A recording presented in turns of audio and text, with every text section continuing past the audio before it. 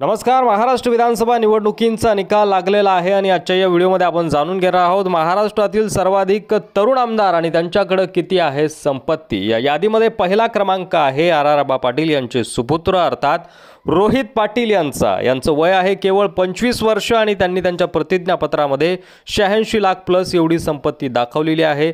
शरदचंद्र पवार यांच्या राष्ट्रवादीकडून ते पहिल्यांदाच विधानसभेच्या रणांगणात होते. त्यांनी भारतीय जनता पार्टीच्या संजय काका पाटील यांचा पराभव करून विधानसभेमध्ये एंट्री केलेली आहे.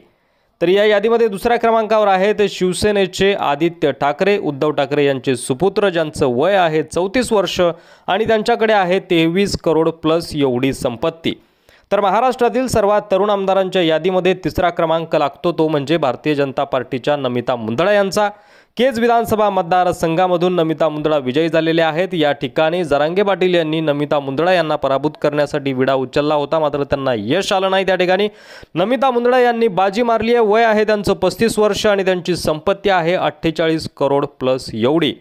तर महाराष्ट्रातील सर्वाधिक तरुण आमदारांच्या यादीत चौथा क्रमांक आहे सुनील तटकरे यांच्या सुकन्या आदितीताई तटकरे यांचा. वय आहे 36 वर्ष आणि त्यांच्याकडे त्यांच्या प्रतिज्ञापत्रानुसार 3 करोड प्लस एवढी संपत्ती आहे. तर या यादीमध्ये पाचवा क्रमांक लागतो तो म्हणजे रोहित पवार यांचा. शरद पवारांचे नातू कर्जत जामखेडमध्ये त्यांनी राम शिंदे यांना पराभूत करत विधानसभेमध्ये एंट्री केली आहे. वय आहे 39 वर्ष आणि रोहित पवार यांच्या प्रतिज्ञापत्रानुसार त्यांनी 106 करोड प्लस एवढी संपत्ती त्यांच्याकडे आहे असं सांगितलेलं आहे.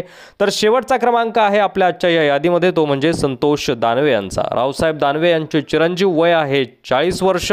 भोकरदन विधानसभा मतदारसंघातून ते पुन्हा एकदा आमदार झालेले आहेत आणि त्यांच्या प्रतिज्ञापत्रानुसार त्यांच्याकडे संपत्ती आहे 24 करोड प्लस एवढी.